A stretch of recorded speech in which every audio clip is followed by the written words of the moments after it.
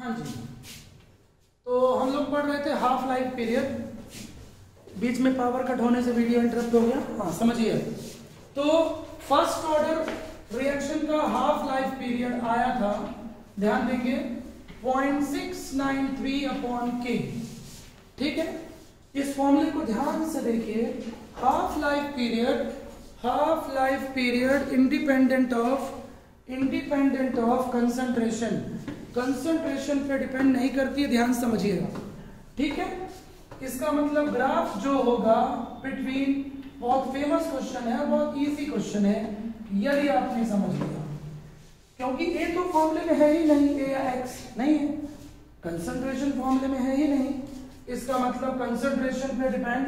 But ये किसका formula है भैया? First order reaction, half life period of first order reaction. Graph होगा straight line parallel to the x axis, क्योंकि depend नहीं। अब ये मत पूछिएगा कि ऐसा ग्राफ क्यों हुआ। स्ट्रेट लाइन तो ये भी होता है, मैं ऑलरेडी एक्सप्लेन कर चुका हूं 11th की फिजिक्स केमिस्ट्री में, 12th की केमिस्ट्री फिजिक्स में, बार बार आपको मैं समझा नहीं सकता। ये ग्राफ कब होता है? Directly proportional. ये ग्राफ कब होता है? कांस्टेंट, यूनिफॉर्म वैल्यू, फिजिक्स में बोलते हैं यूनिफॉर्म वैल्यू या कांस्टेंट वैल्यू। ठीक है, क्लियर हो गया है। अब यहाँ बहुत इंटरेस्टिंग बात समझिएगा न्यूमेरिकल्स के लिए, जो मैं आपको बताने जा रहा हूं, बहुत ध्यान से सुनिएगा। सपोज करिए बेसिक क्वेश्चन आता है नीट में और बोर्ड एग्जाम में, बहुत ही बेसिक क्वेश्चन में बोल देगा कि इनिशियल कंसंट्रेशन है 100 मोल पर लीटर, और फिर बोलेगा कि हाफ लाइफ पीरियड क्वेश्चन में गिवन है 5 मिनट्स, 5 सेकेंड्स, 5 आवर्स, वॉटएवर, जो मर्जी वो बोलेगा, वो उससे मतलब नहीं। क्वेश्चन समझ गए हैं? इनिशियल कंसंट्रेशन कितना गिवन है? 1000 मोल पर लीटर, टाइम कितना गिवन है? 5 मिनट। क्लियर है? अब कंसेप्ट समझिए, क्वेश्चंस कैसे आते हैं। क्वेश्चन आता है कि कितने समय के बाद 75 मोल पर लीटर बचेगा, ये कुछ ही पूछ सकता है। क्लियर है? 37.5 मोल पर लीटर बचेगा कितने समय के बाद?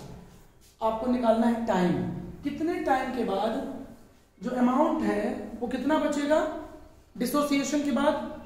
सिर्फ 75 मोल पर लीटर। क्वेश्चन समझ गए हैं? पेन नहीं उठाना है, बिल्कुल लॉजिकल कंसेप्ट है ये, समझिए। पहले 5 मिनट में जब रिएक्शन स्टार्ट होगी तो ये आधा हो जाएगा, 500 मोल पर लीटर हो जाएगा। अगले 5 मिनट के बाद, क्योंकि क्वेश्चन में हाफ लाइफ कितना दिया है? 5 मिनट, कितना हो जाएगा? 250। अगले 5 मिनट के बाद हो जाएगा 125, अगले 5 मिनट के बाद हो जाएगा 75, अगले 5 मिनट के बाद हो जाएगा 37.5, अगले 5 मिनट के बाद इसका आधा कर लीजिए। हमको यहां तक नहीं जाना है, ठीक है। क्वेश्चन में बोला है कि 75 मोल पर लीटर कितने समय के बाद होगा, तो जोड़ लीजिए। First half life, second half life, third half life, fourth half life, तो 5 5 5 5 20 मिनट के बाद 75 मोल पर लीटर बचेगा। बात समझ में आ रही है? 75 मोल पर लीटर बचेगा। क्लियर है कंसेप्ट? ठीक है, तो आंसर होगा, हाँ जी, तो यहां पे 75 नहीं होगा तो 62.5 होगा। क्लियर है? तो क्वेश्चन क्या बोलेगा कि 62, मैं क्वेश्चन अपने से दिया था, 62.5 मोल पर लीटर कितने टाइम के बाद बचेगा। तो कंसेप्ट क्या है भैया? जो भी आपको हाफ लाइफ दिया है उसको देखो, अमाउंट आधा होते जाएगा। ऐसा ही एक क्वेश्चन फिजिक्स में आता है, ध्यान से सुनिएगा, 11th की फिजिक्स में मोशन में, कि एक रैबिट है या एक माउस है, चूहा बोलेगा, रैबिट बोलेगा, ठीक है, समझिएगा, वो 2 दीवालों के बीच की दूरी, समझने है, या 2 स्टेशंस के बीच की दूरी 1000 मीटर है। फिजिक्स का क्वेश्चन बता रहा हूं आपको मैं सेम, क्योंकि मैं दोनों पढ़ाता हूं सब्जेक्ट, इसलिए समझिएगा। केमिस्ट्री वाला टीचर इसको फॉर्मूले से पढ़ाएगा, फॉर्मूले वाली मेथड से पढ़ाएगा। बड़े यहाँ एक्सपीरियंस है, इतने सालों का स्टडीज है, और दोनों पढ़ाते हैं अपन सब्जेक्ट, इसलिए अपन कंसेप्ट को जोड़ लेते हैं। तो 2 स्टेशन के बीच की दूरी है मान लो 1000 मीटर, 2 स्टेशन, और एक रैबिट अपनी एक जंप में, ध्यान से सुनिएगा, एक जंप में दोनों आधी दूरी तय करता है, हाफ डिस्टेंस कवर करता है, और उसको एक जंप लेने में 2 सेकेंड लगते हैं। तो कितने टाइम के बाद वो स्टेशन को छू लेगा, दूसरे स्टेशन को टच कर जाएगा? अब यहाँ लोग बड़ा आसानी से फार्मूलाबाजी करना शुरू कर देंगे और हमेशा रॉन्ग आंसर लाते हैं। ये क्वेश्चन एम्स में आ चुका है, एम्स की फिजिक्स में, ठीक है। एक जंप में 2 सेकेंड लग रहा है और एक जंप में वो आधी दूरी तय करता है, तो अधिकांश लोग आंसर बोल देते हैं क्या 4 सेकेंड, 2 सेकेंड या 2 जंप। बेवकूफ़ी है ये, बिल्कुल गलत है ये, क्योंकि ये कभी ऐसा नहीं होगा। समझिएगा, एक जंप में वो हाफ डिस्टेंस कवर करता है। मेरी बात समझिएगा, ये है स्टेशन 1 और ये है स्टेशन बी, डिस्टेंस है इनके बीच 1 किलोमीटर, 1000 मीटर। एक जंप में आधी दूरी तय किया, यहां पहुंचेगा 500 मीटर, ठीक है। कंडीशन क्या थी कि वो हर जंप में हाफ डिस्टेंस कवर करता है। तो भैया अब कितनी डिस्टेंस बची? 500 मीटर बची। अब वो इसका आधा कूदेगा। अब कितनी बची? अब ये उसका आधा कूदेगा। अब कितनी बची? जो भी बची, अब ये उसका आधा कूदेगा। अब जो बची उसका आधा कूदेगा। अब जो बची उसका आधा कूदेगा। अब जो बची उसका आधा कूदेगा। अब जो बची उसका आधा कूदेगा। अब जो बची उसका आधा कूदेगा। अब जो बची कूदेगा भाई, कूदेगा, आधा आधा कूदेगा। मतलब कभी ना छुपाएगा, राम कसम, कभी ना छुपाएगा, छूना ना, छूना ना, कभी ना छुपाएगा। क्यों? क्योंकि वो एक जंप में हाफ डिस्टेंस। तो मूर्ख लोग बिना सोचे आंसर दे देते हैं जल्दी। आई बात समझ में? जैसे अक्सर लोग पूछा करते हैं एक लॉजिकल क्वेश्चन कि 1998 में हमारे देश के प्रधानमंत्री का नाम क्या था? 1998 में हमारे देश के प्रधानमंत्री का नाम क्या था? तो लोग आंसर देते हैं अटल बिहारी वाजपेयी। या 2010 में हमारे देश के प्रधानमंत्री का नाम क्या था? तो लोग आंसर देते हैं डॉक्टर मनमोहन सिंह। तो मंद बुद्धियों, ऐसे मत सोचना, क्वेश्चन को ठीक से सुना करो। क्वेश्चन में मैंने ये नहीं पूछा है कि देश के प्रधानमंत्री का नाम क्या है, समझे, या उस समय कौन प्रधानमंत्री थे। क्वेश्चन में क्या बोला गया है कि 1998 में देश के प्रधानमंत्री का नाम क्या था। तो अभी प्रधानमंत्री हैं श्री नरेंद्र मोदी। तो भैया उनका नाम पहले भी नरेंद्र मोदी ही था, 1998 में भी। 1998 में उनका कुछ और नाम नहीं था, चूहलाला। या 2010 में डॉक्टर मनमोहन सिंह प्रधानमंत्री थे और उनका नाम अभी भी वही है और पहले भी वही था। क्वेश्चन को ठीक से समझिए। यदि मैं क्वेश्चन ये बोलता कि 2010 में प्रधानमंत्री कौन थे, तो आंसर होता मनमोहन सिंह। 1998 में प्रधानमंत्री कौन थे? अटल बिहारी वाजपेयी। 1952 में प्रधानमंत्री कौन थे? नेहरू जी। लेकिन मैंने क्वेश्चन ये नहीं पूछा है, तो ध्यान से क्वेश्चन को सुनना होता है, ठीक है। तो हाफ लाइफ कंसेप्ट आपको समझ में आ गया होगा, ठीक है। आई बात समझ में? चलिए अब इसमें आगे बढ़ते हैं। अब आते हैं भाई लोग, हाफ लाइफ तो हो गया। अब लिखिए, हाँ जी, आगे बढ़ते हैं टॉपिक में। Methods of calculating order of reaction, methods of determination order of reaction. इस बुक में बहुत सारी मेथड्स दी हुई हैं, ठीक है। लिखिए, नाम लिखिए। फर्स्ट लिखिए इंटीग्रेशन इंटीग्रेशन मेथड जो हम पढ़ चुके हैं, समाकलन विधि, इंटीग्रेशन, इंटीग्रेटेड रेट मेथड भी बोलते हैं उसी को, इंटीग्रेटेड रेट मेथड, समाकलन, integrated rate method. Number 2, initial rate method,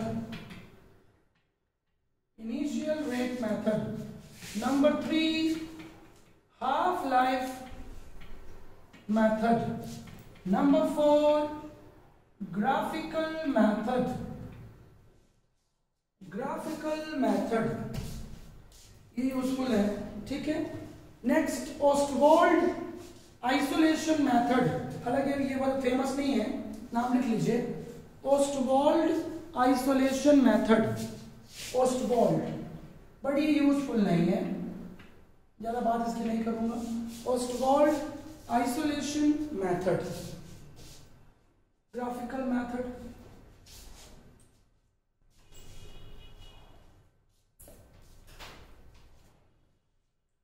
हाँ, तो अपन 1 बाय 1 बात करेंगे इनकी।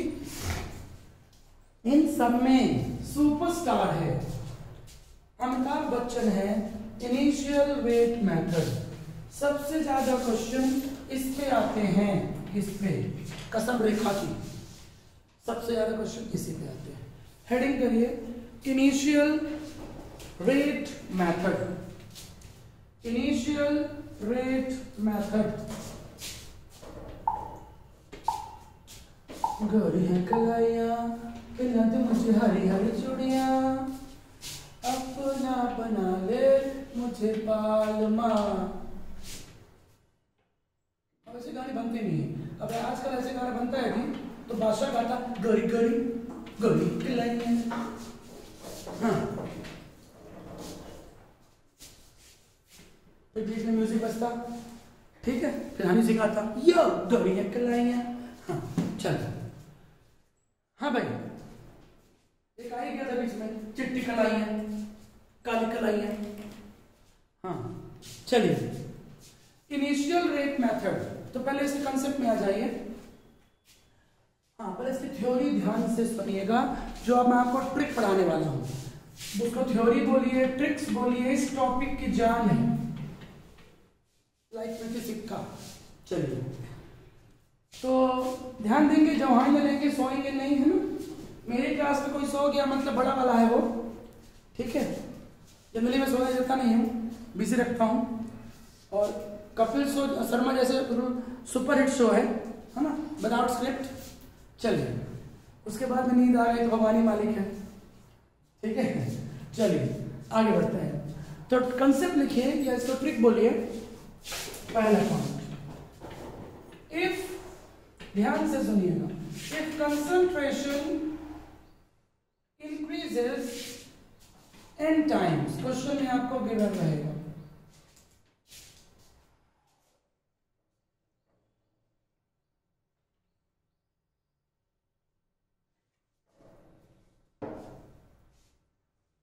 if concentration increases n times and rate of reaction also increases n times, Hindi माध्यम, यदि दी हुई सांद्रता n गुनी हो रही है और अभिक्रिया की दर भी n गुनी हो रही है, अभिक्रिया की दर भी n गुनी हो रही है, then order of reaction is equal to 1, then order of reaction should be 1, तब अभिक्रिया की कोटि 1 होगी। 1 क्या है, अब इसे लिख लीजिए, जो लोग सोच सकते हैं सोचिए, बाकी लोग वेट करिए, हम आऊंगा। हो गया, समझ आ रहा है, ठीक। Number 2, if concentration increases n times, यदि, अब मैं लिखूंगा, मैं बोल रहा हूं, if concentration increases n times and rate also increases n square times, Rate increases n square times. ध्यान देना. Then order should be 2. Concentration n times. Concentration n times.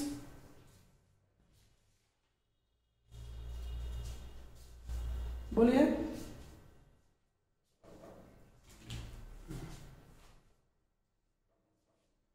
Rate N square मतलब क्वेश्चन में ऐसा होगा, concentration बढ़ रहा है 2 गुना, लेकिन रेट बढ़ रहा है 4 गुना.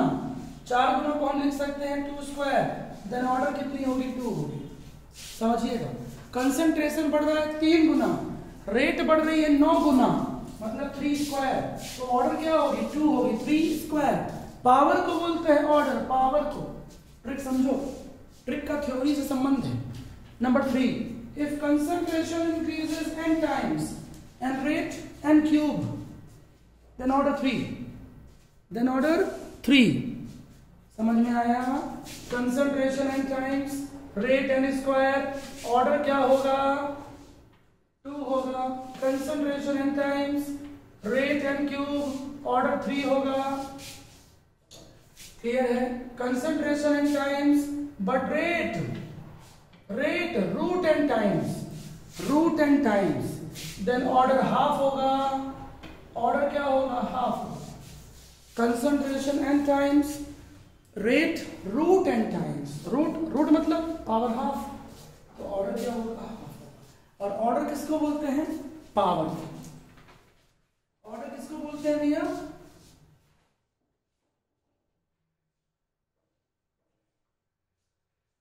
ऑर्डर किसको बोलते हैं? पावर को बोलते हैं. पावर जिसके लिए दुनिया लड़ रही है. नेता ना पार्टी अधिकारी सब करते हैं शोषण. ये ब्यूरोक्रेट्स और ये लीडर्स. ठीक है. 1% ईमानदार को छोड़ के पावर. सबको पावर चाहिए. पावर का मिसयूज करना है. भूल जाते हैं कि किस गरीबी से IAS ऑफिसर बने थे. 10 साल स्टडी करते हैं तब IAS ऑफिसर बनते हैं, कलेक्टर, और बनने के बाद भूल जाते हैं. यही तो इंसान की कुशिक्षा है. चलिए आगे बढ़िए. Point 4, if concentration increases n times, concentration increases n times, but rate remain constant, then order of reaction is 0. अरे कांस्टेंट है ना, कंसंट्रेशन चेंज हो रहा है, लेकिन रेट ऐसा भी लिख सकते हो, कंसंट्रेशन चेंज हो रहा है बट रेट जो है चेंज नहीं हो रहा है. उस सिचुएशन में क्या बोलेंगे? बोलिए कि ऑर्डर क्या है? 0 है. ठीक है भाई. तो ये हुआ इंपॉर्टेंट ट्रिक. क्लियर है? ऑर्डर को फाइंड करने की इंपॉर्टेंट मेथड. अब इसके आगे अपन करेंगे न्यूमेरिकल्स इनिशियल रेट मेथड का.